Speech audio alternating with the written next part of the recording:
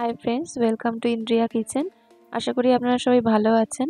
আজকে থাম্বনেল দেখে নিশ্চয়ই আপনারা বুঝতে পারছেন যে আমি কী রেসিপি নিয়ে এসেছি আপনাদের কাছে। আমাদের সবার কিচেনে থাকা জাস্ট কয়েকটা উপকরণ দিয়ে কীভাবে খুব সহজেই বানিয়ে নেওয়া যায় সেটাই আপনাদের সাথে শেয়ার করব। তো চলুন দেখে নেওয়া যাক।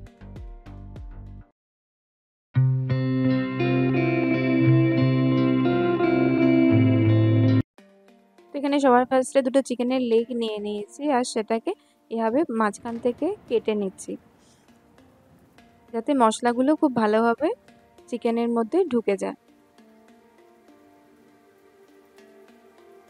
এবার আমি একটা লেবু কেটে নিচ্ছি আর ওপর থেকে আমি এখানে ছড়িয়ে দিচ্ছি গোলমরিচের গুঁড়ো আর পরিমাণ মতো লবণ আর লেবুর রসটা ওপর থেকে দিয়ে দিচ্ছি। তো এটাই হচ্ছে ফার্স্ট ম্যারিনেশন। তো এটা আবার ভালো করে হাত দিয়ে মাখিয়ে 30 মিনিটের জন্য রেখে দেব ফ্রিজের মধ্যে। ততক্ষণ একটা মশলা বানিয়ে নেব। তাতে দিয়ে দেব গোটা ধনে, কসুরি মেথি, গোটা জিরে, জয়িত্রী, চাকরি ফুল, গোলমরিচ, লবঙ্গ, বড় এলাচ আর ছোট এলাচ। তো এগুলো এবার একটু ভালো করে ভেজে নিয়ে মিক্সিতে পেস্ট করে নেব। তো এটাই এর মেন মশলা, এতে আমরা আর সেরকম কোনো মশলা ব্যবহার করব না। এরপর কিছুটা আদা আর কিছুটা রসুন পেস্ট করে নেব।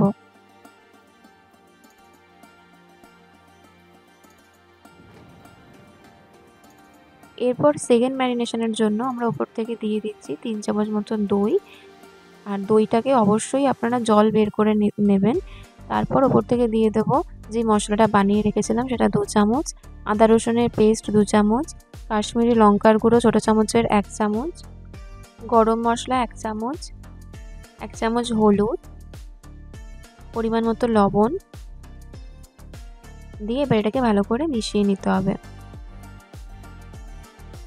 কালারের জন্য আমরা ওপর থেকে একটু কাশ্মীরি লঙ্কার গুঁড়ো আর বানিয়ে রাখা মশলাটা দিয়ে আবার ভালো করে একটু মিশিয়ে নিচ্ছি। দেখতে পাচ্ছেন টেক্সচারটা ঠিক কীরকম দাঁড়িয়েছে, ঠিক এরকমই করতে হবে আপনাদেরকেও।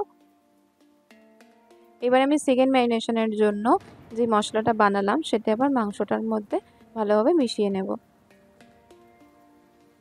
তো মাংসের কাটা অংশটাতে ঠিক এভাবেই মশলাটাকে দিয়ে দিতে হবে। তো এবার এটাকে আমরা ওভারনাইট ফ্রিজে রেখে দিয়েছিলাম, আপনারা চাইলে 1 ঘন্টাও রাখতে পারেন। তারপরে এখানে একটা প্যান নিয়ে নিয়েছি, প্যানটাকে হালকা গরম করার পর 1 চামচ মতো বাটার দিয়ে ব্রাশ দিয়ে ভালো করে মিশিয়ে নিলাম প্যানটার সাথে। তারপরে ওই ম্যারিনেট করা মাংস দুটো দিয়ে দিচ্ছি এক এক করে। তো এখানটা লো টু মিডিয়াম ফ্লেমে ভাজতে হবে। এখানে একদিকটা ভাজা হয়ে গেছে, অন্য দিকটা আমরা উল্টে দিচ্ছি। এটাকে একটু ভালো করে বাটার লাগিয়ে উল্টে পাল্টে ফ্রাই করে নিতে হবে। আর এটা পুরোপুরিভাবে ফ্রাই হতে সময় লাগবে প্রায় 30 to 35 মিনিটস। এবার আমরা গ্যাসের ফ্লেমটাকে অফ করে একটা আলাদা প্যানে চিকেনটাকে নিয়ে নিয়েছি স্মোকি ফ্লেভার দেওয়ার জন্য। তো আমরা একটা বাটির মধ্যে গরম কয়লা রেখে তার উপর দিয়ে সর্ষের তেল দিয়ে ঢাকনা দিয়ে দিয়েছি আর এটাকে 2 থেকে 3 মিনিট মতো আমরা রেখে দিয়েছিলাম। দেখতেই পেলেন উইদাউট মাইক্রো ওভেন কত সুন্দর ইজি প্রসেসে তন্দুরি চিকেন রেডি হয়ে গেল। আপনারা চাইলে অতি অবশ্যই বাড়িতে একবার বানিয়ে দেখতে পারেন, খুবই সুস্বাদু হয় খেতে। আমাদের রেসিপিটা যদি আপনাদের ভালো লেগে থাকে তাহলে অতি অবশ্যই লাইক, শেয়ার, সাবস্ক্রাইব করে দেবেন। আবার আসবো আপনাদের কাছে নতুন কোনো এক রেসিপি নিয়ে। ততক্ষণ আপনারা সবাই ভালো থাকবেন, সুস্থ থাকবেন। টাটা। আপনারা প্লিজ সাবস্ক্রাইব করে দেবেন যাতে আমি নতুন নতুন ভিডিও আপনাদের কাছে আনার জন্য ইন্সপায়ার হই।